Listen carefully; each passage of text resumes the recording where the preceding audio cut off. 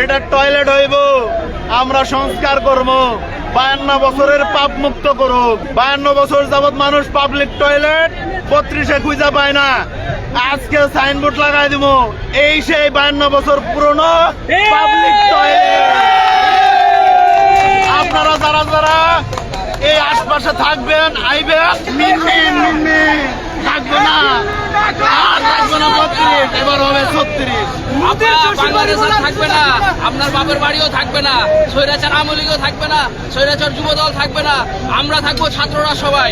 আপনারা যখনই রাজপথে নতুন কোনো কর্মসূচি দিবেন তখনই একটা এরকম ঘটনা ঘটবে ইনশাল্লাহ। তারপরে আমরা পাঠাই দিয়েছিলাম জামাই বাবুর কাছে 5 আগস্টে, আজকে আবার 5 ফেব্রুয়ারি শুরু হয়ে গেছে।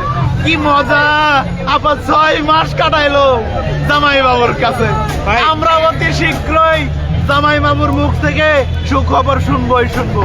আপনাদের সুখবর আমাদেরকে শোনাইবো, আমরা সেটার জন্য প্রস্তুত। RICL TMX, যুগের পর যুগ স্থাপনা থাকে মজবুত।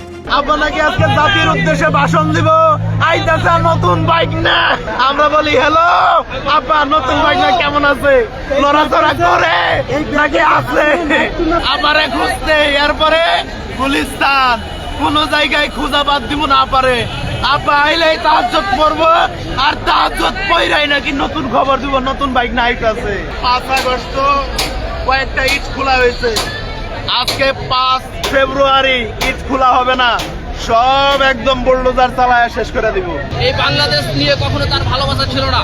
যদি দেশপ্রেম তার মধ্যে থাকতো তাহলে বাংলাদেশ ছেড়ে, তার দলের নেতা কর্মীদেরকে ছেড়ে এভাবে চলে যেত না। খুনে হাসিনা বাংলাদেশকে নিয়ে ষড়যন্ত্র করছে। এইরকম যখনই ষড়যন্ত্র করবে, আমরা ছাত্র সমাজ দলমত নির্বিশেষে রাজপথে রক্ত দেওয়ার জন্য প্রস্তুত আছি। আর ছাত্রলীগকে আমরা তো আগেই নিশ্চিত করে দিয়েছি।